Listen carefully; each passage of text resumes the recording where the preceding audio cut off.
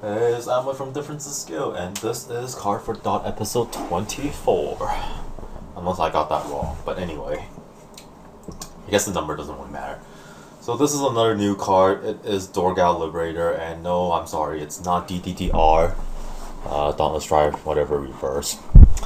Because the card and its text isn't actually out yet, so even though we have the animate to kind of confirm its effect, I don't really. Let's just to be making sure of the effect when the text comes out. I don't think Vanguard anime actually has made up their own effects so far yet. So yeah. Anyway, we'll just leave that till later when the card text actually comes out. And even though we can't really see this picture, I think it is a dog because it's a Dorgal, or it's one of the gals, and it says high beast here actually. So I'm pretty sure this is a dog in gold armor. Anyway. His effect, Weird Guard and Vanguard Circle. Counter Blast 1. When an attack by another of a unit with Liberator in its card name hits a Vanguard, if you have a Gold Paladin Vanguard, you may pay the cost. If you do, this unit gains 5,000 power until the end of turn. Now this is one of those really, really good cards, once again, yeah. And if you're playing something like Gancelot Zenith with, or the new Crossfire Gancelot, oops. This is one of those really good cards because you actually have cost to expend in this deck now if you do use Gancelot. So, first of all, Counter Blast 1 is really nothing. It has no special Counter Blast condition. That's just kind of an upside. You need a Liberator to hit, but that's not a... Yeah, if you play a Liberator deck, then whatever, right?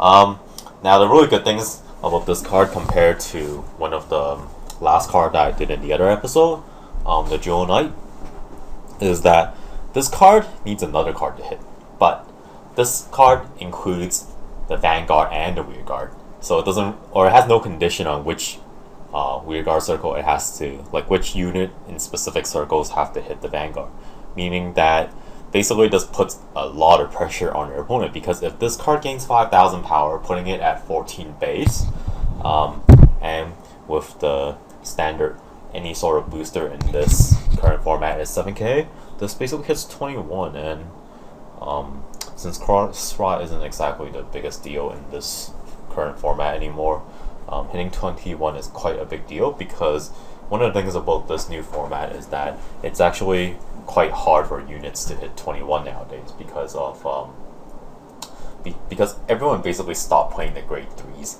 that help you hit 21. People basically stopped playing stuff like Palamedes and so on, or any card that's kind of similar to it, because of ride breaks. So hitting 21 kind of became a weird thing. There wasn't really much of a 9k booster going on in in the recent sets. So there was definitely nothing like 12 plus 9 anymore. And I think that has to do with because of all the 12k beat sticks that we have already at level 2. So I guess it's pretty fair of them to actually not have those anymore. But this kind of brings it back in a way because it's a counter boss 1, but well, it's a counter boss 1, so you can't exactly do it all the time, but I'm assuming you only really do this in late game, so it's still quite a good card. Especially because your opponent basically has to guard everything to actually avoid this effect triggering off. And there's a lot of ways you can do this, because basically if your Vanguard hits, you activate it, right? Then you hit 21 now. If your Vanguard doesn't hit and you get a trigger, you can put it on the unit, or the other unit on the other side of the circle, and have that hit basically 21 or higher, right? Now that's becoming really high pressure now, because your opponent basically has to choose, or they're basically forced to block one of your attacks now, right? Because they can't really, it wouldn't be smart to take the other side of the Weird Guard hitting 21 or higher, and then this effect triggers off, and then this unit's all of a sudden hitting 21 again, and what they didn't really avoid anything, right? They basically still have to block 15 in the end. And yeah, that's basically quite good pressure. They're basically forced to block if they don't want to avoid this. And if they're at 5 damage, they're then it becomes even. Actually, if they're at 5 damage, it wouldn't really matter anymore because they're gonna have to block everything anyway. But it does like it does like put into the option sometimes. Like if they don't have enough cards to guard and like even if they heal up, I guess if they heal up, it's still 10k. Yeah, I'm kind of speaking nonsense now, but like this is quite a good card at like 3 or 4 damage. Like, honestly, I think like it's only not really useful at the really early game, but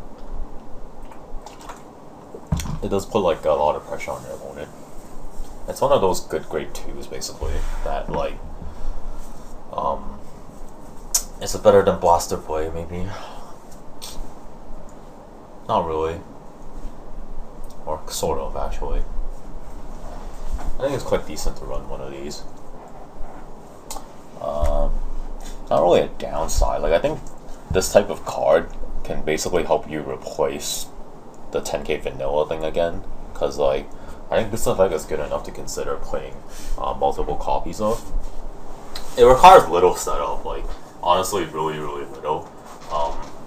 It's also really good even if you're like if you get locked, right? This is quite a good effect as well, because like as long as your Vanguard hits, then you still have another unit to hit higher power with. But like I think the main thing here is that it helps you generate a 21, and like the other thing is like the forcing your opponent to block kind of thing. Like it just makes them so they can't really take damage as freely, or it makes it so they have to basically like it kind of puts the option of like I'll take a damage now and block the second one, and it's kind of like the I hope I get a trigger now and I'll block later, right? This basically just puts it away, so like your opponent can't really take that option of like I'll just bet for the trigger earlier or some kind of thing, like because especially there's a lot of situations where you kind of run down into the this turn there's 3 attacks coming at me. I think I might guard the Vanguard, take one of the rear guard, and take the last one, right? So especially like in that kind of situation, then like they can't really choose to block the other one first. They basically have to take this one last now. Now that's quite good, because as I just said earlier, that kind of avoids the situation where they might hit the trigger first, and then you end up dealing with like you end up basically churning out less shield out of them, right? So that's one of the really good situations that I can mention right now. But in general, this card is pretty good. No really downsides, unless you consider a 9k demerit, but like I mean, it could be 8k, but you know, I think this is quite a good card. Now I'm not sure about the rarity, but for some reason I'm probably gonna say this is probably a double R, because these are one of those like really good cards that people will actually run. So, and in general in Vanguard they kind of make cards that are good to run just double R and higher anyway. If it's an R, then well, really good for Gold Paladin players. But yeah, and I think I'll wrap it up around here because I'm kind of running out of things to say. So I'll see you in about 2 weeks, and oh, I shouldn't show that. Yeah, and I guess you'll see Chad next week, unless he doesn't want to do it again. But yep, I'll see you guys some other time.